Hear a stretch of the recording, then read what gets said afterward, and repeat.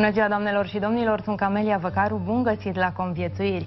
Astăzi o ediție specială, dedicată lumii turcice cu sărbătorile, tradițiile și deliciile ei culinare. Mai ales că luna aprilie a fost una în care slujbele religioase în cinstea profetului Mohamed s-au îmbinat cu evenimentele istorice de acum 95 de ani. În 23 aprilie 1920 s-a reunit pentru prima dată Parlamentul turc pentru a marca independența și suveranitatea Republicii Turcia. Ulterior, Mustafa Kemal Atatürk, fondatorul statului turc modern, a dedicat această zi copiilor. Așa că 23 aprilie înseamnă pentru Turcia Ziua Suveranității Naționale și a copilului. Tot astăzi ascultăm povești care se dea până chiar aici, în Bucureștiul de lângă noi, unde găsim ascunsă printre blocuri și copaci înverziți Jamia de la Eroii Revoluției. În plus aflăm ce înseamnă să trăiești duminici cu folos și să înveți să prepari baklava ori cataiv. Cei de la Centrul Cultural Turc Yunus Emre au rețeta. Rămâneți așadar alături de noi, mai ales că vă răsplătim fidelitatea cu un premiu. Volumul Noi documente turcești privind țările române și în alta poartă de Mihai Maxim, Curtea blestemată de Ivo Andrici și un borcan cu dulceață de Mure. Pentru a câștiga, sunați la numerele afișate pe ecran și răspundeți corect la întrebarea când este marcată Ziua Suveranității Naționale și a copilului în Turcia. Vă propun acum un popas la malul mării. Luna aceasta, la Marea Moschee din Constanța sau Jamia Regelui, cum mi se mai spune, a fost celebrată Ziua Profetului. În calendarul islamic există 5 nopți luminate care marchează nașterea profetului Mohamed, conceperea lui, ridicarea la cer, iertarea păcatelor și revelarea Coranului către profetul Mohamed. Momente importante pe care credincioșii musulmani le marchează în fiecare an în date diferite. Și asta pentru că în calendarul islamic toate calculele se fac în funcție de mișcarea de revoluție a lunii în jurul Pământului.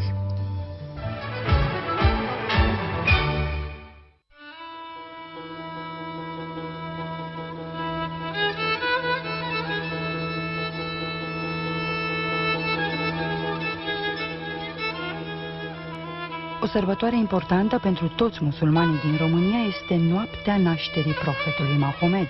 Anul acesta, ca de altfel în fiecare an, această zi a fost celebrată la data de 25 aprilie prin slujbe religioase la toate lăcașele de cult musulman din România.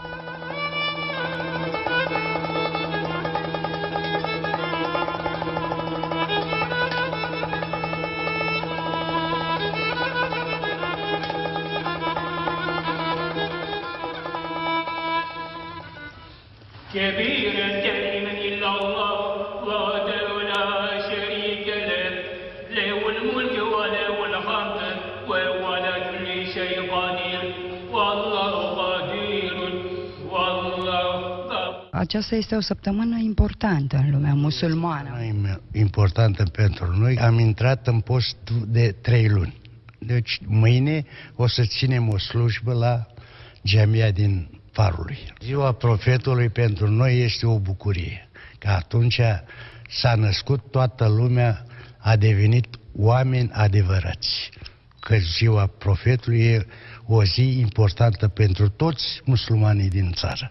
Ziua profetului o sărbăm cu verseturi din Coran. După aceea ne întâlnim, se dă o masă, tot așa o ține. Cum decurge o zi din această săptămână în moschee? Cu slujbe? Noi în moschee în fiecare zi. Deci e o zi obișnuită pentru noi. În fiecare zi, de 5 ori pe zi, facem slujbe. Deci, dimineața începând de la ora 5:30, la 12, la 13:10, la ora 17 și așa până seara, până la ora 9. Tineretul mai ține calea aceasta a credinței? Da, tineretul, deci noi acum în vacanță, colegul meu o să țină lecții de religie aici în biserică, copii care au luat vacanță și care au plăcere, vine aici și învață Coran. Avem vreo 15-20 de copii, aici numai. Deci la fiecare jamie din Constanța e deschis. Și la țară la fel.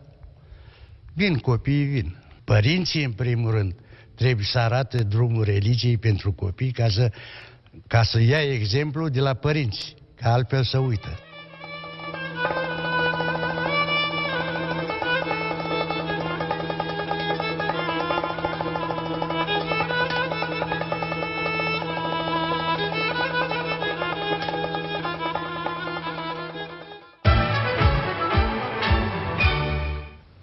Da, mai multe amănunte despre ceea ce s-a întâmplat la Constanța luna aceasta aflăm de la invitatul meu de astăzi, muftiul Iusuf Murat, șeful cultului musulman din România. Bună ziua, bine ați venit și salamun aleikum! Bună ziua, aleikum salam, bine v-am regăsit, bună ziua dumneavoastră cât și telespectatorilor dumneavoastră. O săptămână importantă, așadar, am văzut imaginile filmate de colega mea la Constanța săptămâna trecută. Aș vrea să povestim despre importanța și semnificațiile zilei profetului. Sunt 5 nopți luminate. Vreau să vă spun că acelea sunt separate. Sunt separate? Da, sunt separate. Cele 5 nopți sfinte sunt separate. Dar referitor la evenimentele pe care le-am avut dedicate săptămânii nașterii profetului, sunt evenimente care au început să fie sărbătorite în Republica Turcia din anul 1980. Această săptămână, respectiv săptămâna 14-21 aprilie, este dedicată săptămânii nașterii profetului. Profetul, conform calendarului gregorian, s-a născut în ziua de 20 aprilie 571. Iar conform calendarului islamic, el s-a născut pe 12 a lunii Rebiul Level. Deci o lună specifică calendarului islamic, iar dacă stăm și o comparăm cu calendarul gregorian, noi am sărbătorit, conform calendarului islamic, nașterea profetului la începutul lunii ianuarie. Ianuarie, pe 2, parcă. Exact, pe 2 ianuarie, da. Exact, pe 2 ianuarie. Dar, vedeți dumneavoastră, comunitatea musulmană din România și cea din Turcia și din alte țări din Balcan, ca un omagiu dedicat profetului Muhammed, pacea și binecuvântarea lui Allah fie asupra lui, sărbătorește și nașterea conform calendarului gregorian. Și care anul acesta, bineînțeles, ca și în ceilalți ani pe care i-am sărbătorit, a fost perioada 14-21. Dar datorită faptului că elevii noștri au fost în vacanță, a fost vacanța specifică Sfintelor Sărbători Pascale, noi am decalat puțin data organizării acestor evenimente după ce s-au întors elevii noștri din vacanță și am început să sărbăm această săptămână după data de 23 aprilie. Respectiv pe 24 am avut primul eveniment care l-am organizat la Megidia, după care pe 25 am avut un eveniment tot dedicat săptămânii nașterii profetului cu o conferință. La această conferință am avut un conferențiar invitat din Turcia, de la Departamentul Cultului Islamic, respectiv Dianet, cum se spune în Turcia, și un profesor universitar și, bineînțeles, s-a sărbat și aici la București, la o moschee. Cine vă sprijină? Că sunt foarte multe activități, sunt foarte multe evenimente organizate, aveți vreun sprijin? Mă gândesc acum poate la ambasade sau la organizații. Cu cine colaborați? Da, noi avem o colaborare foarte fructuoasă și foarte benefică și chiar avem un parteneriat în primul rând cu Dianetul din Turcia, cu cultul islamic care reprezintă cultul musulman din Republica Turcia. Bineînțeles, o colaborare foarte bună cu Ambasada Republicii Turcia la București, cu Consulatul General al Republicii Turcia care este la Constanța, pentru că majoritatea comunității musulmane știți foarte bine că trăiește în Dobrogea, respectiv în județul Constanța și Tulcea. Și nu în ultimul rând avem colaborări foarte importante și cu ambasadele statelor islamice. Vreau să menționez Ambasada Regatului Arabiei Saudite, cu Ambasada Qatarului, Ambasada Emiratelor Arabe Unite, Kuwaitului și cu majoritatea statelor islamice avem, cu ambasadele majoritatea acreditate la București ale statelor islamice, avem o colaborare foarte bună. Bineînțeles și dumnealor, în limita posibilităților, încearcă să sprijine comunitatea musulmană din țara noastră și, nu în ultimul rând, instituția oficială care este recunoscută de autoritățile române, respectiv Muftiatul Cultului Musulman. Pentru a afla mai multe despre sărbătorile, despre tradițiile, despre tot ceea ce înseamnă cultură și religie musulmană, aș vrea să ne întoarcem la ceea ce v-am întrebat mai devreme și să-mi spuneți exact cum sunt aceste 5 nopți luminate. Deci, vreau să vă spun pe 23, pe data de 20 a început una din cele 3 luni sfinte, respectiv luna Recep, iar pe 23 a fost prima noapte sfântă care a vestit începerea acestor cele 3 luni sfinte, respectiv noaptea Regaib. O să avem acum, conform calendarului islamic, în luna mai, noaptea de Miraj, care, într-un fel dumneavoastră ați spus, este înălțarea profetului, de fapt călătoria nocturnă a profetului în acea perioadă care nu se poate explica de la Mecca la în Palestina, la Mesjid al-Aqsa. Chiar avem și un verset care este legat, se referă la această călătorie nocturnă și după care înălțarea la ceruri împreună, care a fost, bineînțeles, făcută împreună cu îngerul Gavril, și după aceea avem noaptea Berat, a iertării păcatelor. Intrăm în luna Apostului, deci această noapte este în luna Shaban, cea de-a doua lună din calendarul islamic, ultima noapte, iar când intrăm în luna Ramazan, deja întâmpinăm noaptea de 27 al lunii Ramazan, care este noaptea Qadir, noaptea puterii, noaptea când a început să fie revelată Cartea cea Sfântă pentru credincioși și musulmani. Deci toate aceste nopți pe care vi le-am spus sunt specifice în cadrul acestor cele 3 luni, respectiv luna Recep, luna Shaban și luna Ramazan.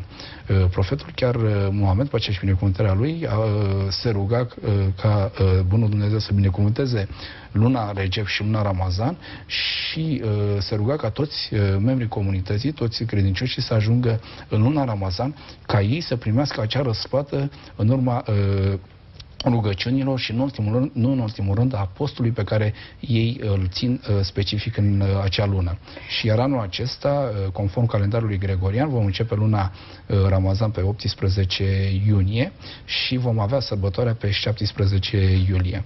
Deci este o plăcere să ascult toate aceste informații pe care, iată, ni le aduceți astăzi aici la Conviețuiri, dar aș vrea să vorbim un pic și despre ceea ce s-a întâmplat săptămâna aceasta, zilele trecute, pentru că au fost alegeri la cultul musulman din România. Ați fost reales, iată, pentru al 3-lea mandat consecutiv și eram curioasă cu ce provocări vin acești 5 noi ani pentru dumneavoastră. Vreau să vă spun, așa cum am și declarat în urma rezultatelor alegerilor, să știți că faptul să fiu reales la un al 3-lea mandat, responsabilitatea este cu atât mai mare. Și am înțeles că membrii comunității, pe cărora le mulțumesc pentru tot sprijinul pe care mi l-au acordat de-a lungul celor 10 ani de mandat, vor mult mai mult. Vor ca să lucrăm împreună, ca să toate activitățile să fie în beneficiul comunității și să desfășurăm cât mai multe activități.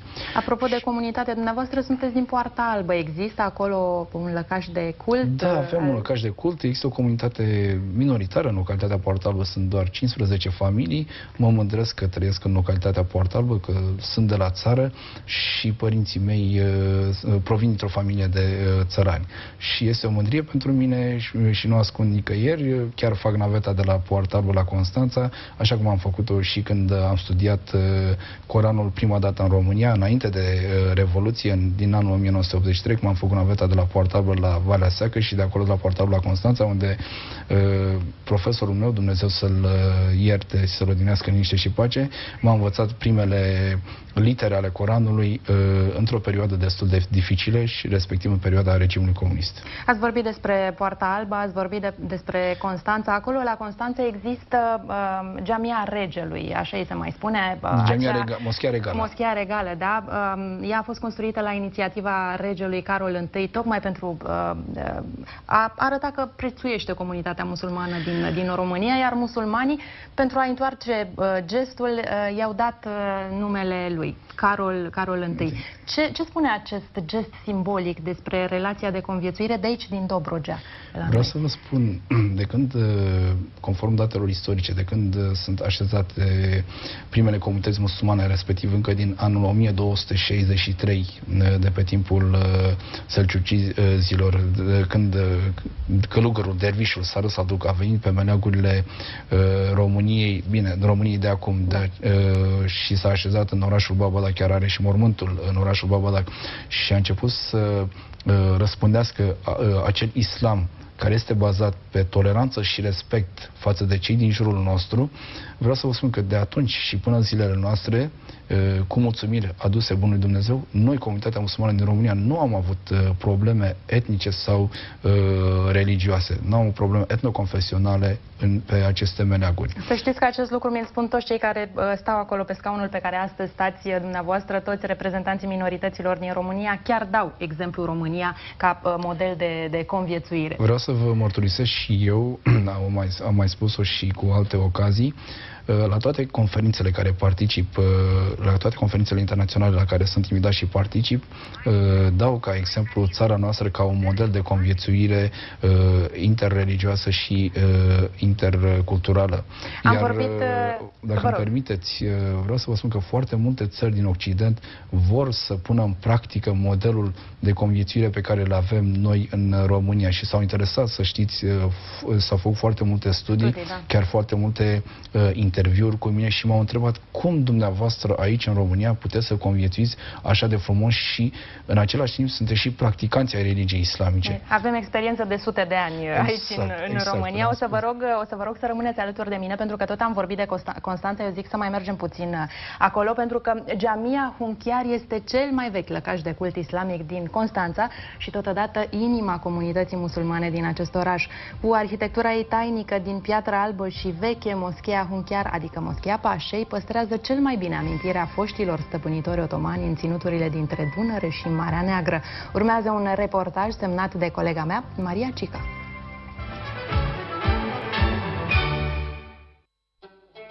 La începutul secolului al XIX-lea, în zona peninsulară a Constanței se afla un zid de apărare cu bastion și pod mobil, pe care administrația otomană, ce stăpânea atunci în Dobrogea, le construise ca să apere intrarea în oraș dinspre Marea Neagră, mare, a cărei denumire în turcește era Karalı Deniz. În timpul războiului ruso-turc dintre 1828 și 1829, acest bastion a fost distrus, din el rămânând doar un morman de piatră albă de calcar. Din această piatră, în 1868, credincioșii turci au început construcția unei jamii cu arhitectură simplă, specifică stilului Maur. Lăcașul de cult a fost numit Hunchiar, cuvânt ce în limba turcă înseamnă pașă sau guvernator.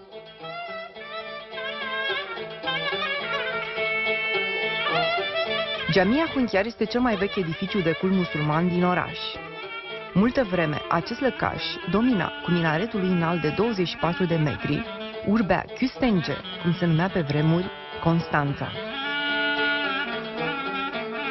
Și astăzi, chemarea muezinului din minaretul Jamiei Hunchiar se aude în toată peninsula constanțeană de 5 ori pe zi.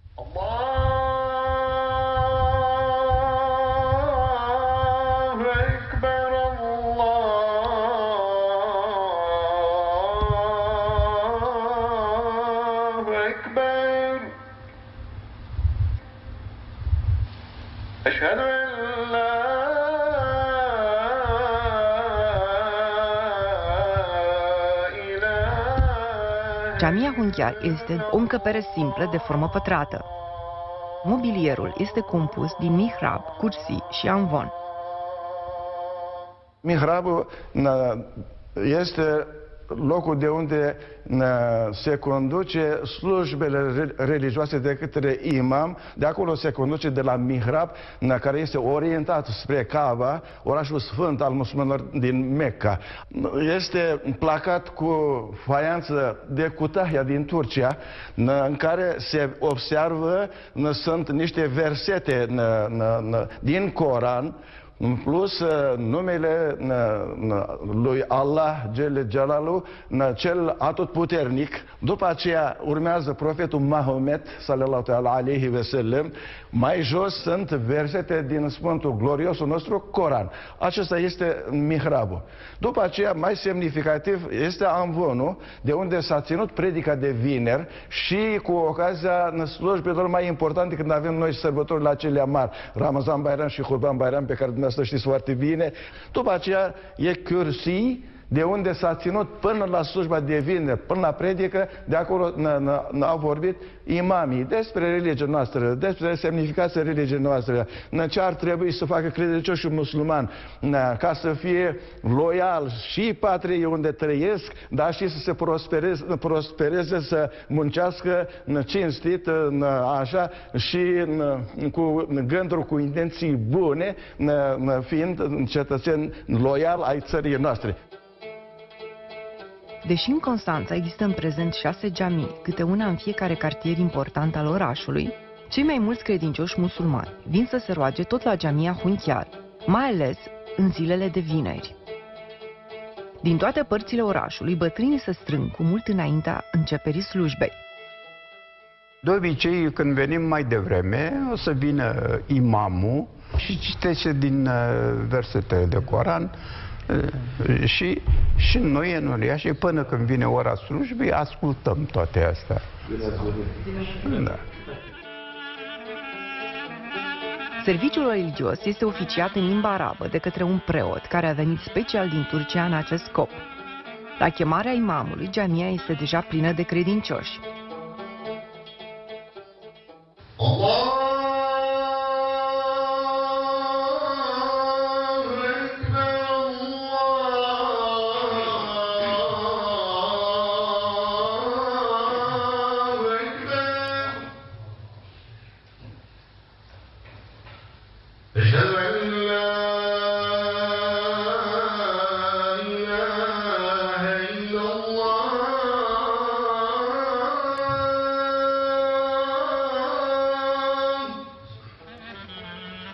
Jamia Hunziar este cel mai vechi lăcaș de cult musulman din Constanța, având statutul de monument istoric și de monument de arhitectură religioasă.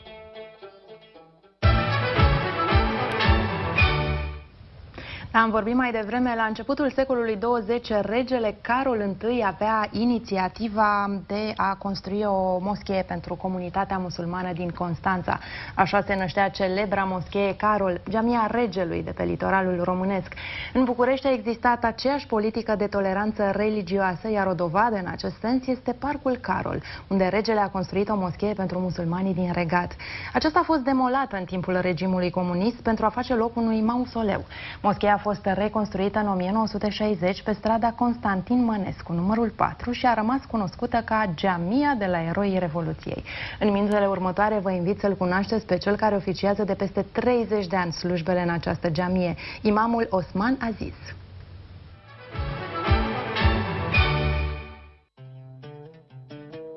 De peste 55 de ani, comunitatea turcă din București se întâlnește în fiecare zi de vineri la jamia din zona Eroii Revoluției. Tot de atunci și-a început și cariera Osman Aziz, cel care avea să devină imamul musulmanilor de aici.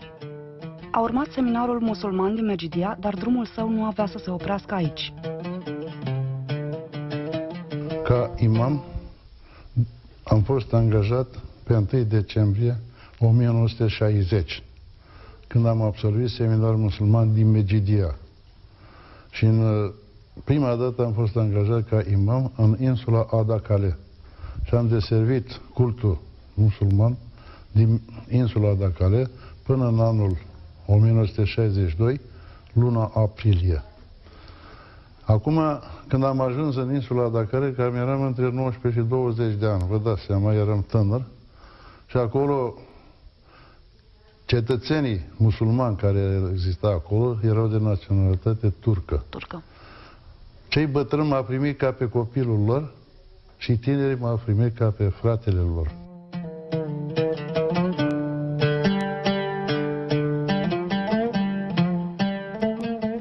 Din Adakale s-a întors în Constanța, unde pentru o perioadă de 6 ani a renunțat la funcția de imam. A fost cazangiu la o firmă de electricitate, însă nu a uitat nicio secundă de profesia lui de suflet, rostirea cuvântului lui Allah.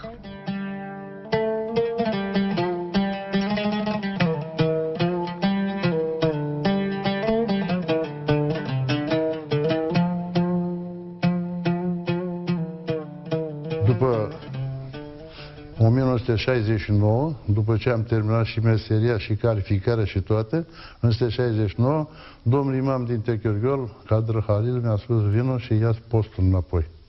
Și v-ați bucurat că reveniți? Da, dar înainte mi-a spus: fii atent, zice, eu am deservit cultul ăsta musulman din Techirghiol 40 de ani de zile, dar să ții cont, nu m-am albit să mă ridic în ceruri, nu m-am negrit ca să intru în pământ, zice. Dar oala mea, zice, tot timpul a fiert. Nu s-a răsturnat niciodată. Dacă primești asta, să ții postul ăsta de imam. Deci, ca să știi, să deservești cultul. Musulmanii știu că funcția de imam nu este o poziție câștigată, dobândită, ci o profesie dată de Dumnezeu. Anul acesta, Osman Aziz, imamul comunității turcilor musulmani din București, împlinește 55 de ani de când deservește acest cult. Într-o zi apare ambasadorul Turciei la Techergöl mi-a văzut geamia, a văzut totul cum e acolo, a aranjat tot și adică mi-a propus. Și eu n-am vrut să vin, să las mama, să las tata, să las geamie frumoasă, să las comunitatea frumoasă, zic măcar pentru 3 luni de zile, zic am să vin. Și am venit pentru 3 luni de zile la 1 martie și la 1 aprilie m-a chemat la capitală și mi-a spus că dacă pleci de aici, zice, îți luăm recunoașterea de imam. Zic, și dacă îmi luați recunoașterea de imam, zic, nu există colectiv, mergem în altă parte să muncim. Că niciodată n-am stat fără muncă, totdeauna am fost și imam, dar am și muncit în altă parte și tot așa, că pentru existența noastră, da. Și așa am rămas în București. Condiția a fost, n-am avut locuință. Și am obținut acea aprobare ca geamia a avut bani, am cumpărat un apartament, locuință de serviciu și așa am venit cu familia în București. Și astăzi, pe 1 martie, am plinit 28 de ani. Mulți înainte. Continuăm încă. De fapt, din 1960 și până acum, dacă o socotim, exact 54 de ani de când deservesc cultul ăsta musulman. Cu cea mai mare dragoste și iubire. Dacă n-ai dragoste, iubire și credință, cred că nu poți să faci serviciul ăsta, niciodată. Indiferent, știți că o națiune sau asta o formează oamenii. Și printre oameni sunt și deștepți, sunt și proști, și chiar și care vede și el, și chiopul și el, toți formează o comunitate. Trebuie să-i iubești pe toți, pentru că omul este rodul dragostei și al iubirii. Eu așa țin cont de treaba asta. Omul merită respect, omul merită iubire.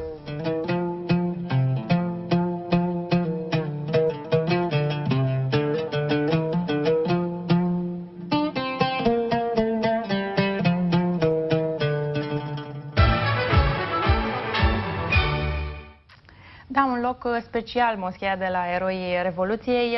De altfel este singura recunoscută oficial de aici din capitală. Sunt în total vreo 17, îmi spuneați mai devreme, dintre care 16, iată, nu au acest aviz de la... Sunt, v-am spus, pe lângă moscheea aceasta sunt și câteva moschei în care slujesc imam, care vin cu acordul anumitor ambasade islamice acreditate la București, bineînțeles avizate de către Muftia și de către Secretariatul de Stat pentru Culte. Dar de ce există această situație în România? Multe moschei care nu sunt avizate. În primul rând vreau să vă spun că sunt în cele 3 luni sfinte. Am început de pe 20 aprilie în această perioadă și vreau să mă dedic ca să pot să primesc răsplata bunului Dumnezeu specifică pe care o are pentru aceste 3 luni sfinte. Am avut diferite intervenții referitoare la aceste lăcașe de cult pe care sincer, nu le agreez. Sunt într-adevăr lăcașe de cult, dar consider că într-o țară democratică unde există o legislație foarte clară, toate aceste lăcașe de cult trebuie avizate de către instituția de cult respectiv. Aici este muftiatul și aici îi întreb pe telespectatorii noștri cum cineva poate să construiască o biserică fără să nu fie binecuvântată de către Preafericitul Părinte Patriarh, de către mitropolitul zonei regiunii respective sau de către arhiepiscopul județului respectiv. Deci nimeni în România nu poate să, conform legislației în vigoare, nu poate să construiască un lăcaș de cult fără a nu avea avizul cultului respectiv. Dar din nefericire la noi în comunitatea noastră acest lucru a devenit o obișnuință. Sunt aceste lăcașe de cult de care ați menționat dumneavoastră, nu numai în București, să știți, sunt și în celelalte județe ale țării, pe care cultul musulman nu ne avizează. Încercăm de acum încolo să găsim o modalitate de a face în așa fel încât aceste lăcașe de cult să intre într-o normalitate legală, pentru că legislația spune clar, cei preoții care slujesc în aceste lăcașe de cult, de fapt personalul clerical care slujește în aceste lăcașe de cult trebuie să slujească cu acordul cultului respectiv sau asociațiilor religioase recunoscute oficial, iar din păcate aceste organizații non-guvernamentale care dețin aceste lăcașe de cult nu sunt înființate ca asociații religioase. religioase, ele sunt înființate pur și simplu ca asociații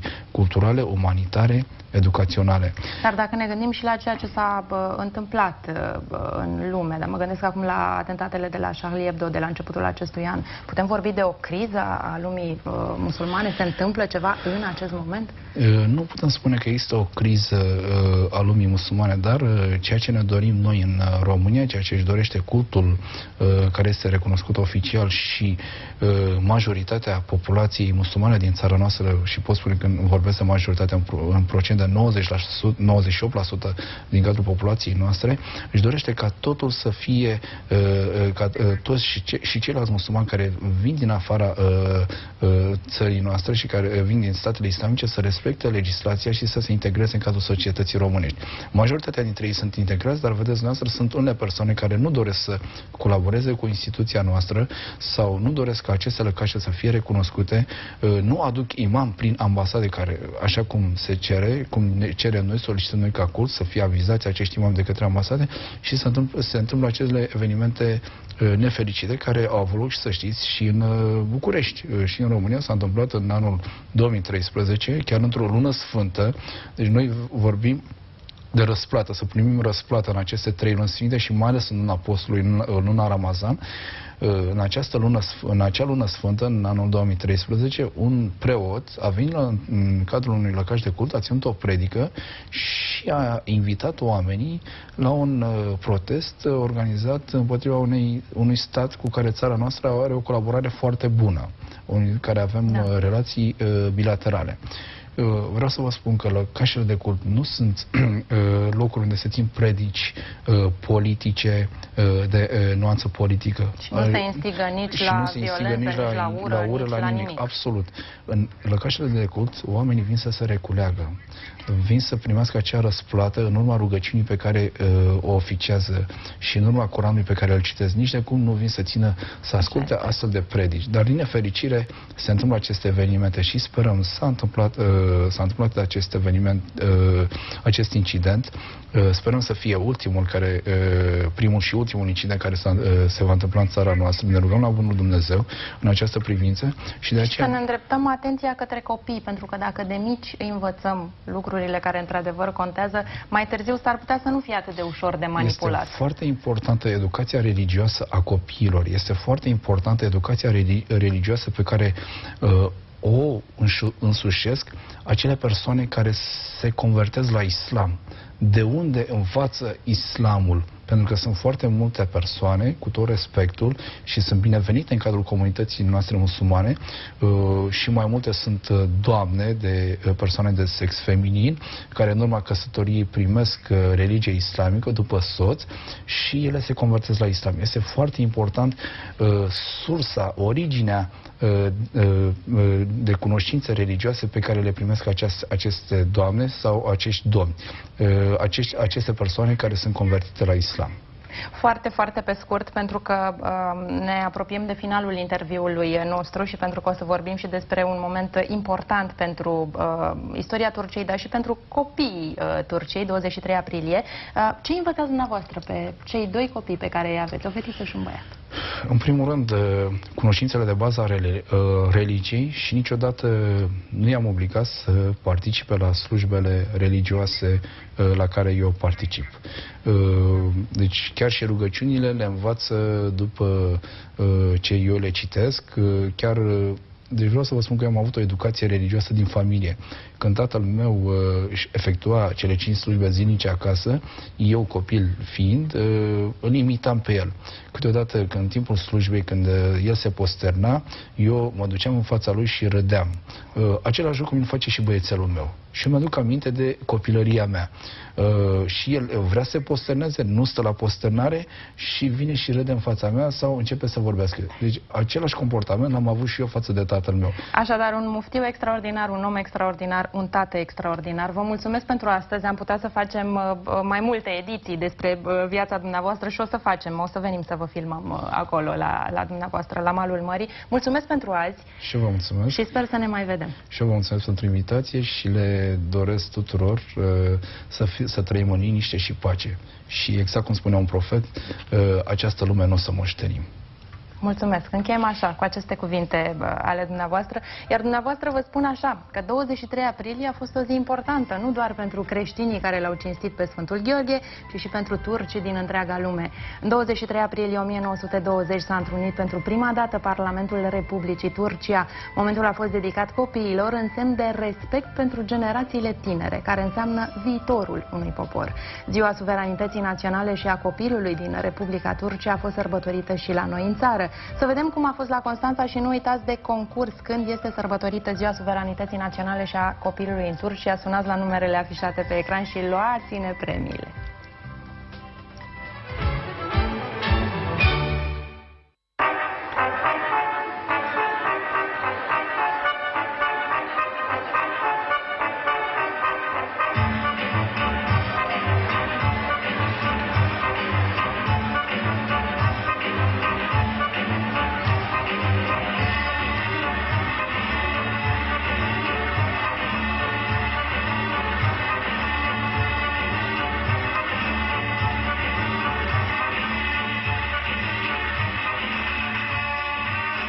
Astăzi sărbătorim ziua de 23 aprilie, ziua copilului, o zi dedicată de fondatorul Republicii Turcia, Mustafa Kemal Atatürk, o zi dată tuturor copiilor. Ne bucurăm, deși este o sărbătoare turcică, ne bucurăm că putem să împărțim această bucurie cu toți copiii, mai ales aici în Dobrogea, unde, așa cum știți, sunt foarte multe etnii, suntem o paletă largă de etnii.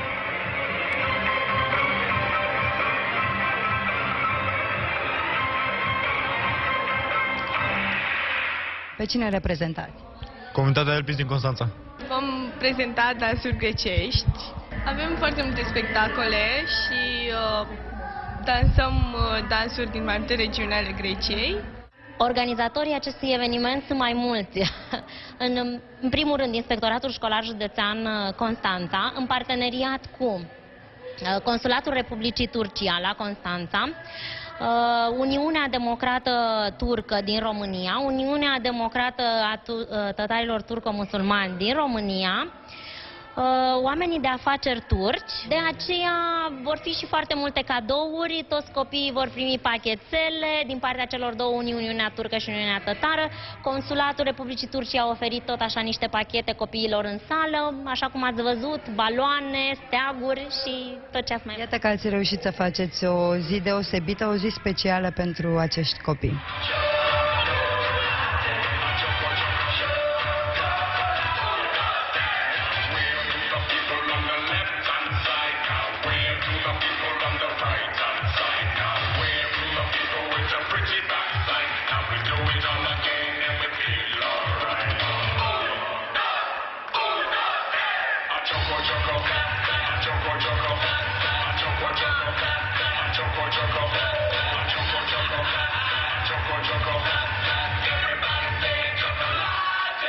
Reprezentăm Uniunea Democrată Turcă din România și dansăm pentru Ziua Copilului din Turcia. Sunt ansambluri din diferite etnii și fiecare ansamblu o să ne danseze și să ne încânte. Cu multă voie bună, da?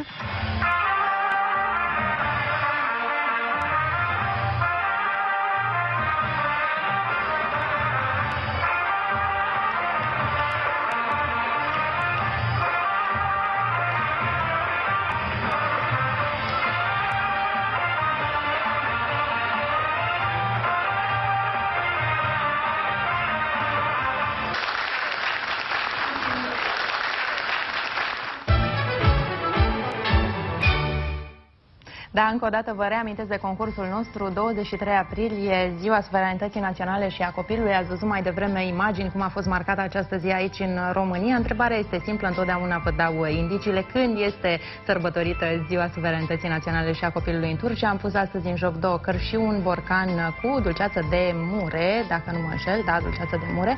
Așa că sunați la numerele afișate pe ecran, răspundeți corect la această întrebare și luați-ne premiul, cum v-am invitat și mai devreme. Mergem mai departe acum. Înainte Înainte de a fi numit ambasador al Republicii Turcia la București, excelența sa Koray Ertaş a mai fost la noi în țară în câteva vizite oficiale. Imediat ce a venit în calitate de diplomat, a început să descopere la fața locului ceea ce înainte doar auzise despre România. Excelența sa spune că avem o țară foarte frumoasă și că atul cel mai important pe care îl avem este capitalul uman. În plus, în vizitele pe care le-a făcut în România, ambasadorul Turciei a fost impresionat de felul în care au fost conservate anumite monumente istorice, mai ales că unele dintre ele datează chiar din timpul Imperiului Otoman. Mai multe afla colega mea, Marilena Borcescu. Urmează rubrica Ambasadori. Before coming here, I heard many positive things about Romania. I read both official reports and non-official open sources reports or news about the country. It was quite positive. Human capital, the most important thing actually, which actually is present in the Romanian case. You have natural beauties, you have natural resources, one of the few in Europe, as you know. I actually traveled a lot, if you take the time frame, because it's a very short time frame. But most of the trips were professional and mostly commercial and economic, actually, which I'm so happy. I visited a couple of cities for opening ceremonies or groundbreaking ceremonies. For non-economic issues, I only visited Brașov, honestly. It was the only place that I visited in private terms. Of course, I also visited Constanța and Tulcea as well, to see our compatriots over there. But overall, it's actually a quite fascinating country. And in every different city, we see a different culture and atmosphere, if I say. My first visit, actually, it was in my first week, or in the 10th day. I went to Constanța because it was Kurban Bayram, accidentally. So we celebrated Kurban Bayram in Constanța with our compatriots there, with Turks and Tatars over there. When you hear the Turks and Tatars speaking Turkish here, there is a different dialect. You definitely realize it. But it's not so strange, because in Turkey, if someone speaks with the local dialect, you can easily differentiate whether he's from the Black Sea region or the Central region or from the Eastern region. Even to the Western region, they have different dialects. What is interesting, though, is when you listen the old compatriots. For example, there are two famous historians. One is Mustafa Mehmet, of a Turkish historian. He's in his late 80s. And also Tahsin Cemil, a renowned Tatar professor. Their Turkish is what we call as from Istanbul dialect. I sincerely believe that the treatment of minorities by the Romanian state is exemplary, not only in the region, but in a wider geography. Constitutionally, the Romanian government gave basic rights and ensured them, guaranteed their basic rights. And also by law, minorities here have almost every right of themselves, be it in mother tongue or religious issues or cultural activities. They have their parliamentarians in the parliament, and I'm so happy that the model itself got the name of Dobruja, where most of our compatriots live. There are very strong symbols of this tolerance culture. In Constanța, for example, when you see the King Carol Mosque, which we call in Turkish as Kral Cami, is a very powerful symbol. Imagine that more than a century ago, a king of a country who was Christian has built a mosque for their Muslim subjects. It's a very progressive idea, and still the mosque is used by the minority members. It's also protected by the state. We generally tend to use the word bridge while underlining our minorities. I guess maybe other countries are also using the same phrase. But really, they are a very sound and strong bridge between our two nations and countries. Culturally, they make us much more closer. We are already quite close to each other. We know each other very well, historically, culturally. Linguistically, we have many commonalities. But my relation with the representatives of the two minority groups, Turks and Tatars, in the parliament is quite positive. We are like friends, of course, but in the end they are the members of a parliament of a foreign country, so I try to show full respect to their positions, and I should thank them. They also do their utmost to increase bilateral relationship between our countries.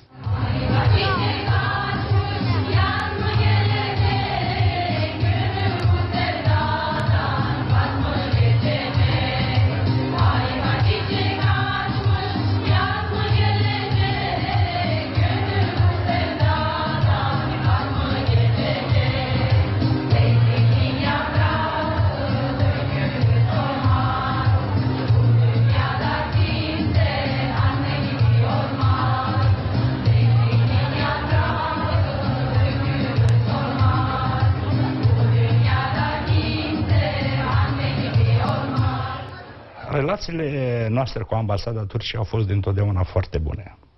Noul ambasador e venit de curând, cu fostul ambasador am avut o relație excelentă, am conlucrat foarte bine și cu noul ambasador un început promițător. Sperăm să ducem la capăt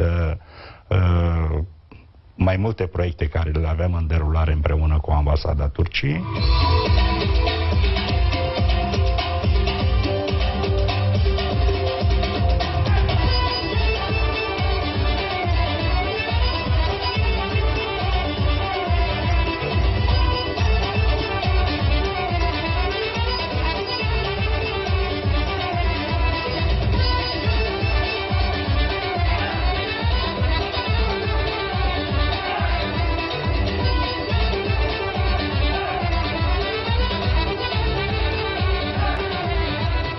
Noi, ca organizație, ca Uniunea Democrată a Țărilor Turc-Musulmani din România, avem o relație deosebită de colaborare atât cu Ambasada Republicii Turcia de la București, cât și cu Consulatul General al Republicii Turciei de la Constanța. Încă de la înființare, noi avem atât activități comune cu instituția diplomatică a Republicii Turcia, cât și cu instituția cultului musulman din România, respectiv cu Muftiatul Cultului Musulman din România. Centrul Cultural Turc Yunus Emre a pregătit prietenilor români și nu numai un dar de suflet. Spectacolul cu dervișii rotitori. Porniți din Konya, dintr-o tradiție multiseculară, dervișii au călătorit prin timp până în secolul 21 și au purtat cu ei în fiecare clipă dragostea față de oameni și mesajul că se poate trăi civilizat, ieșind purificat din lecțiile istoriei și păstrând ca pildă esența sufismului poetului persan Mevlana. Să pari ce ești, să fii ce pari. Rostul drumului, tu ești ceea ce cauți. Priviți-i și bucurați-vă așadar.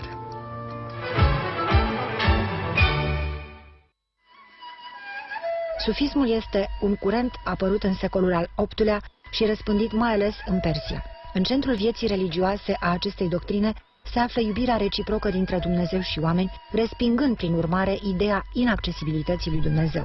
Doctrina sa este influențată de mai multe religii, budism, zoroastrism, hinduism, și are la bază apropierea față de Dumnezeu prin cunoaștere mistică, iubire și asceză.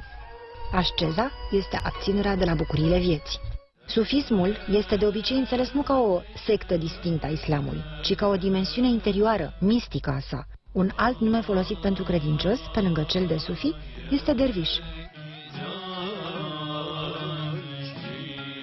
Ceremonia Sema reprezintă călătoria spirituală a ființei umane, ascensiunea ei prin puterea meditației și a iubirii către cel perfect.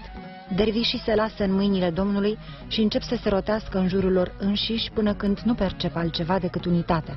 Cu o mână arătând în sus spre cer și cu alta în jos spre pământ, doresc să împartă oamenilor fiecare fărâmă de iubire pe care o primesc de la Dumnezeu. Doresc să devină o verigă ce leagă iubitorul de cel iubit. Și îmbrăcămintea dervișilor are semnificație anume. Vesul pământiu întruchipează piatra de mormânt, fusta lungă și albă e giulgiul, mantaua neagră e mormântul. La începutul dansului, sufitul își lasă mantaua pe podea, semn că se desparte cu totul de sine însuși. Mâinile încrucișate strâns pe piept simbolizează că Dumnezeu e unul. Ceremonia începe cu un elogiu adus profetului Mohamed și tuturor profeților de dinaintea lui. Lăudându-i pe ei, îl lăudăm pe Dumnezeu, Creatorul. Urmează câteva bătăi de tobă ce simbolizează momentul creației și apoi tânguirea fluierului de trestie, suflul divin ce aduce viață peste tot. În timpul dansului au loc 4 saluturi, treptele spre perfecțiune ce-i sunt date omului să le urce. Primul selam, salut, reprezintă acceptarea de către fiecare ființă umană a condiției sale de creatură a lui Dumnezeu. Al doilea, încântarea omului ce-și dă seama de măreția și puterea lui Dumnezeu, de splendoarea creației sale. Al treilea ne amintește extazul simțit în momentul contopirii cu Dumnezeu, bucuria renunțării la sine și sacrificării minții pentru iubire. Al patrulea selam reprezintă întoarcerea credinciosului din călătoria sa spirituală la îndatoririle sale de zi cu zi, după modelul profetului care, după ce a atins tronul lui Allah, s-a întors să arate și altora calea. Ceremonia se încheie prin recitarea unor sure din Coran și prin același salut cu mâinile încrucișate ce simbolizează unitatea lui Dumnezeu. Dervișii se retrag apoi în chiliile lor pentru a-și continua meditația. Din dragoste pentru Creator, fii bun cu ceea ce El a creat.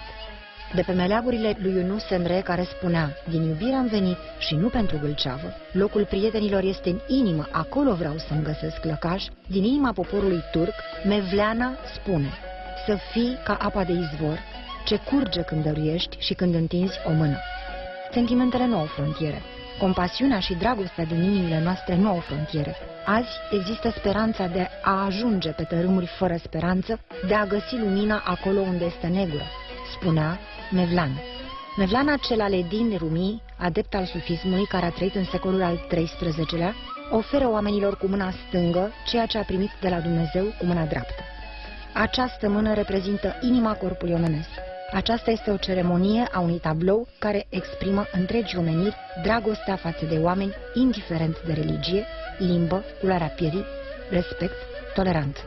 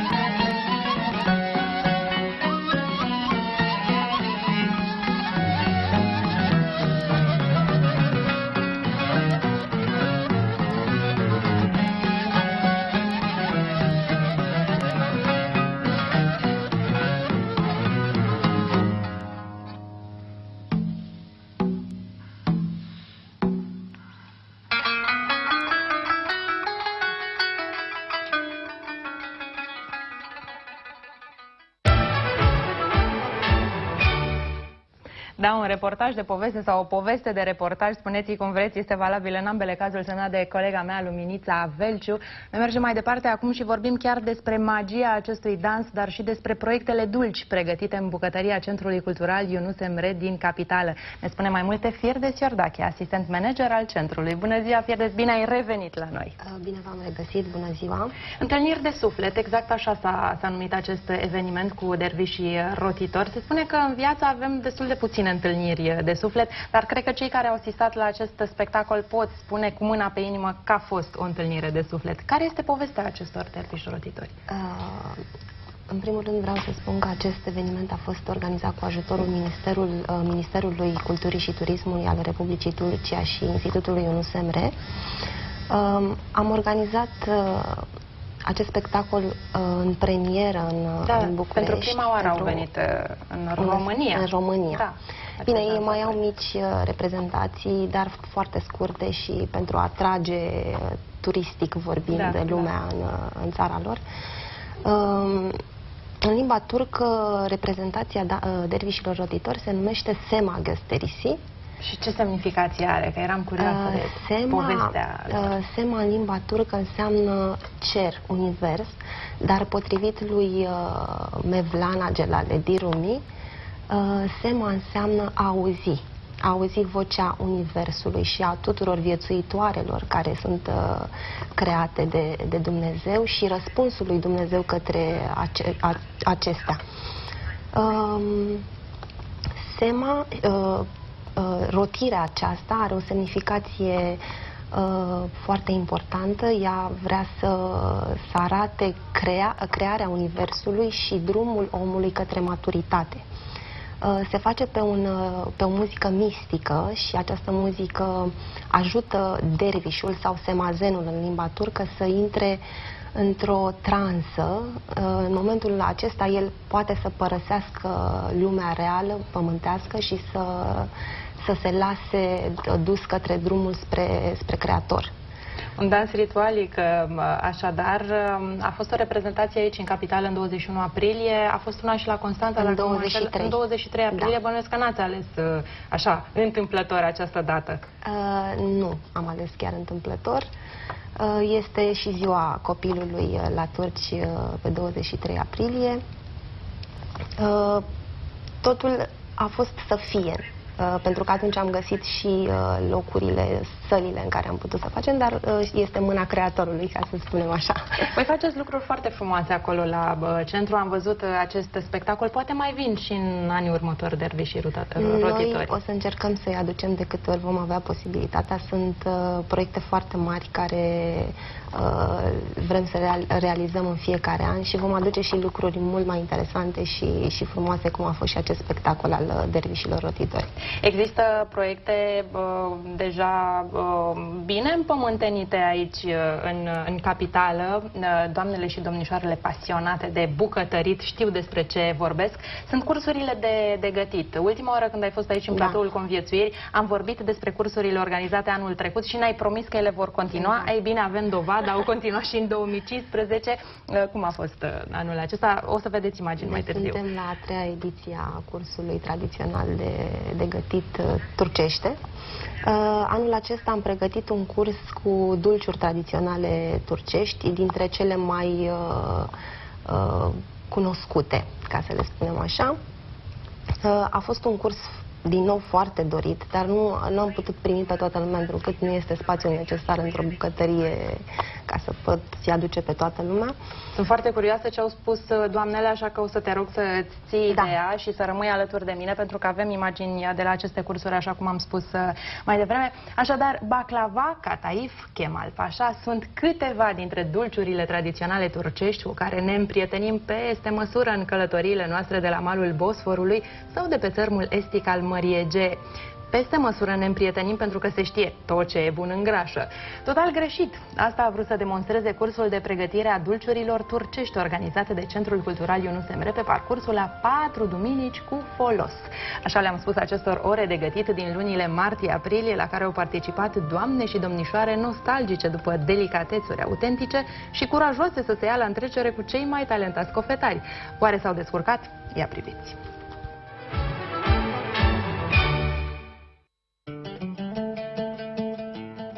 Curs organizat de Centrul Cultural Turc Yunus Emre.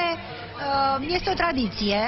Anul acesta, în atenția concursului și a cursanților, de fapt, și a cursului, dulciurile. Bine cunoscutele dulciuri turcești, care sunt extraordinar de bune. E greu, Ane, să facem dulciuri turcești?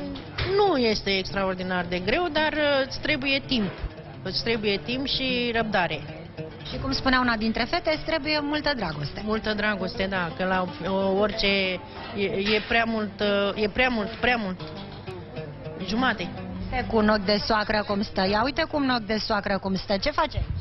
Facem o prăjitură cu griș foarte interesantă. Sper că o să luăm locul întâi, evident. Cum o cheamă pe prăjitură? Revani, da? Revani, da. Și Ane e cu ochii pe tine. Întotdeauna. Cum e cursul? Foarte frumos. Eu am făcut deja acasă aproape toate rețetele care le-am învățat timp de 3 săptămâni. Și? Familia încântată? Super. Și prietenii, nu numai familia. Ane, ia spuneți-mi, vă rog frumos, câte ceva despre dumneavoastră. Iată că v-am tot urmărit în aceste săptămâni, am stat cu ochii pe mâinile dumneavoastră, dumneavoastră a stat cu ochii pe ceea ce făceam fiecare dintre noi. Cine sunteți? Eu sunt bucătarul de la ambasada turcă și sunt de origine turcoaică Să spunem că Ane vi se spune pentru că în turcește Ane înseamnă mamă. Da. Ați fost o mamă bună pentru toată lumea. Da, numele meu e mai greu și din cauza asta... Spuneți-mi numele ăsta greu. Da. Cum vă numiți de fapt? Hasan Remzie. Și fetele îmi spun Ane că dacă înseamnă mamă, sunt o mamă ca o mamă pentru ele și din cauza asta ele toate Ane îmi spun. Doamnă, ce faceți după cursul ăsta în care ați venit? Ați fost conștiincioasă, ați notat, ați scris? Cum vi s-a părut? Foarte interesant, pentru că în tradiția prăjiturilor, dulciurilor turcești nu aveam niciun fel de experiență.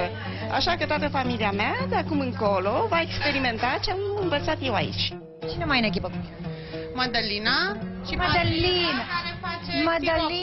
Madalina, deci la primul curs ai spus că se face totul cu dragoste. Asta vreau să aud. Ia uite-te, ia uite cu ce dragoste, că și-a pus făina pe... Are făină peste... Păi așa e o adevărată bucătăreasă. Am un Stava. Sunteți echipa numărul... Nu știu, echipa Silk Six. Echipa Silvia. Echipa Silvia, bravo. Doamna învățătoare, căci acum ce să facem? Trebuie să spunem din casă. Deci, cum a fost cursul ăsta, doamna învățătoare? Uite, Ane, profesoara e aici, acolo, de catedră. Da, cursul a fost interesant. Am venit cu plăcere pentru că bucătăria turcească este interesantă, folosește ingrediente naturale, tot felul de arome și de condimente specifice, care în bucătăria românească se folosesc mai puțin. Pentru că îmi plac dulciurile, se vede, așa, și pentru că este interesant să cunoști și cultura și tradiția altor țări. Cum a fost cursul ăsta? Foarte frumos. Deci telespectatorii simt aburul dulce care invadează microfonul meu și miroase aromat. Mie mi-a plăcut tare mult pentru că, de fapt, de anul trecut, când am fost la cursul de, cum se spune, bucătărie turcească pe bază de ulei de măsline, am auzit că o să fac un modul de dulciuri. Și era visul meu și de-abia așteptam. Da, dar uite, la tine nu se vede. La Carmen zice se vede că mănânc dulciuri, la tine nu prea se vede. Alerg mult. A fost frumos. Am învățat foarte multe lucruri, multe secrete. Doamna ne-a învățat să iubim ceea ce e bun și le stăvim și noi acasă să facem câte ceva. Niște duminici cu folos. Da. Învățăm multe. Eu oricum mi-am dorit de foarte multă vreme să fac acest curs, așa că sunt super fericită acum. Acest curs a fost organizat de Centrul Cultural Turc împreună cu Ambasada Turciei, care ne-a oferit bucătarul personal al acestora, doamna Hasan Remzie.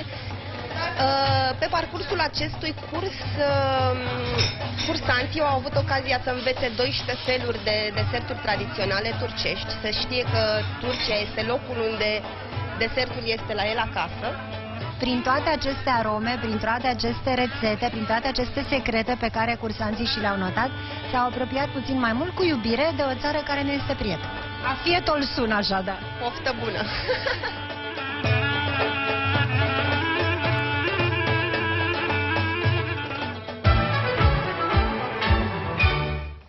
Da, se vede sau nu, tuturor ne plac dulciurile, asta e clar. Am văzut doar doamne acolo, domnii nu sunt interesați, să spune că bărbații ar fi așa cei mai buni bucătari.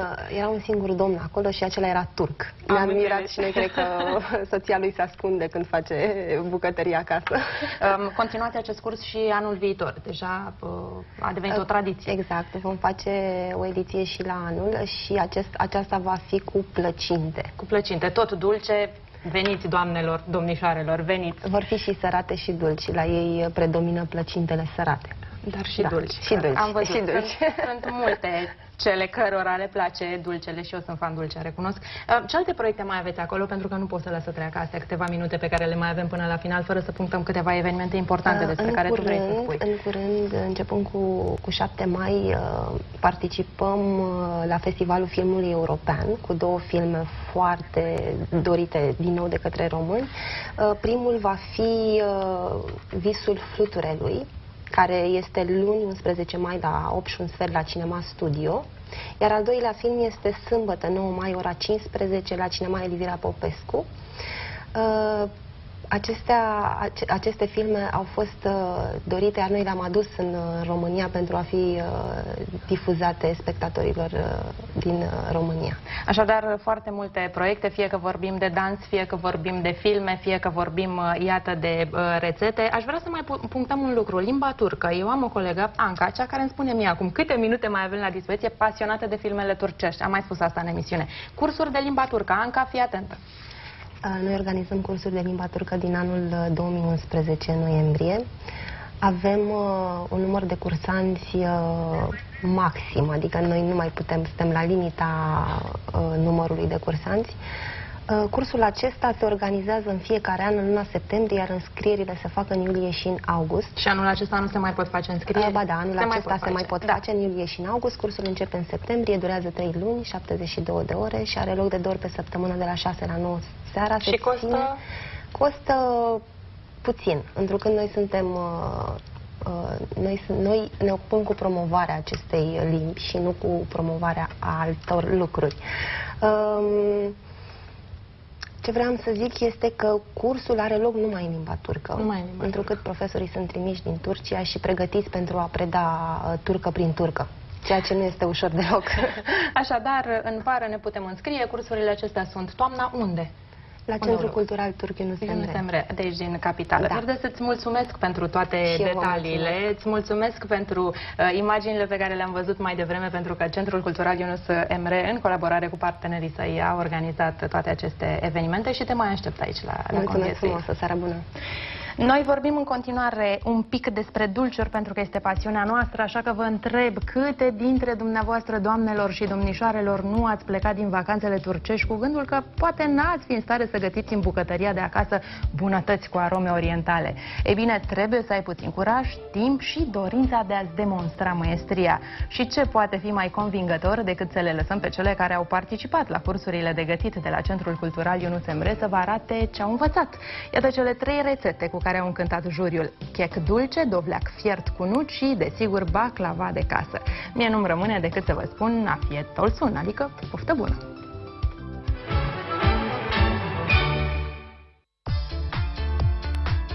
A venit ceasul final în care doamnele trebuie să arate tot ce au învățat până în prezent.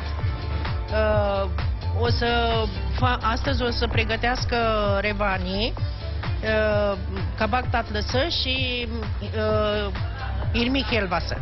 Astea s-au făcut la curs? Nu, astăzi se fac la curs. S-au împărțit în echipe și fiecare echipă face câte un dulce și să vedem la sfârșit ce o să iasă. Deci dau lucrare de control. Dau lucrare de control, da. Hai să mergem să vedem cam ce face fiecare, pe unde greșește și cum le corectați. Acum fetele se pregătesc să facă kabak tatlısı. Dovleac dulce înseamnă în românește, îl curăță și îl spală și o să-l pună în tavă. O să adăugăm zahăr deasupra și îl băgăm la cuptor și cu puțină apă. Acum ele curăță și o să mai venim să vedem dacă mai... Acum se descurcă foarte bine.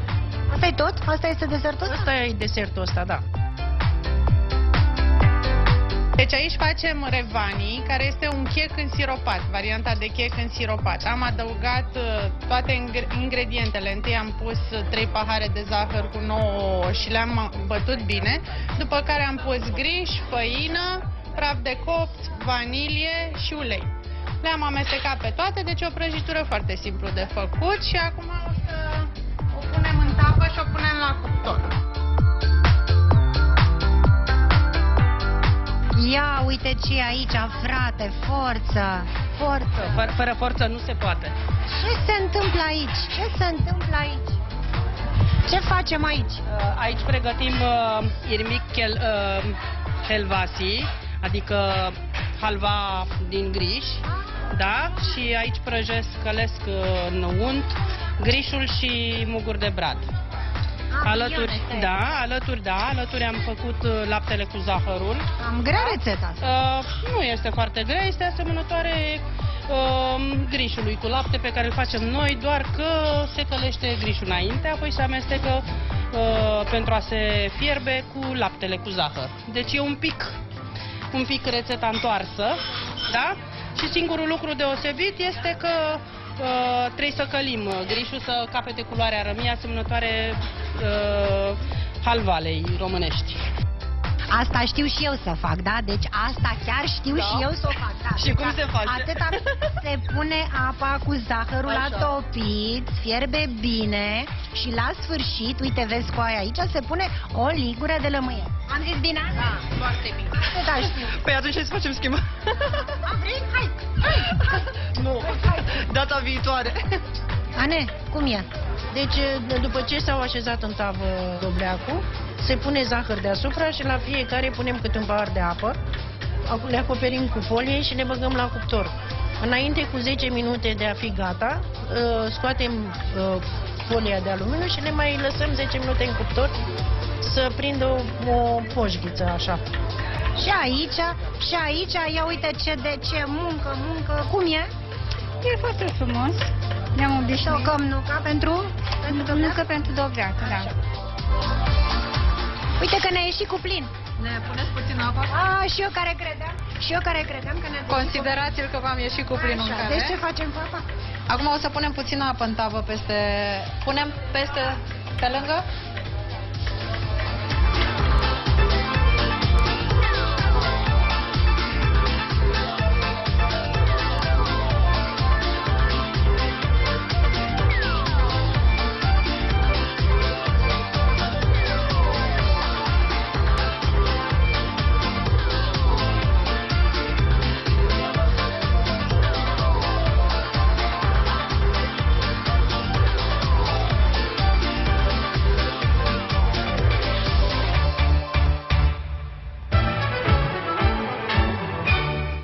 Da, un deliciu de reportaj. Colega mea, Lumința Velciu, a filmat mai multe rețete și le veți vedea pe parcursul emisiunii de acum înainte. La final trebuie să fac și câteva recomandări, pentru că, iată, se apropie mini-vacanța de 1 mai și avem concerte, paradă de mașini, expoziție de antichități și un festival de pescuit, cel puțin pe litoral, pentru că toată lumea o să vrea să plece de acasă.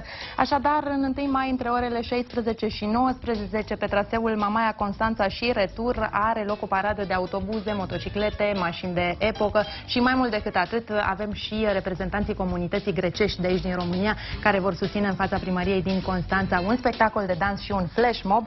La Eforie Sud avem un târg al colecționarilor antica, iată, cei pasionați de antichități au unde să meargă. La Eforie Nord, un eveniment cu tematică nautică. Mai avem și la Vama Veche un festival, mai avem și la Năvodari un spectacol, vor fi concerte, vor veni și copiii bulgari să vă danseze. Foarte multe evenimente, așadar, pe internet găsiți absolut tot ceea ce vă interesează. Trebuie să aflăm și câștigătorul ediției de astăzi. Am întrebat la începutul emisiunii și pe parcursul ei când este sărbătorită Ziua Suveranității Naționale și a Copilului în Turcia, 23 aprilie, răspuns corect, Mihail Cristian din București. Felicitări! Atât pentru astăzi, doamnelor și domnilor, vă mulțumesc pentru atenție și trebuie să mai mulțumesc cuiva. Unui om foarte important, Dragoș Caloianu, este ultima lui zi de muncă astăzi. Îi urăm sănătate, îi urăm zile însorite și îi mulțumim pentru tot ceea ce a făcut pentru televiziunea română și pentru oamenii din fața și din spatele camerelor de luat vederi. Dragoș, te pupăm!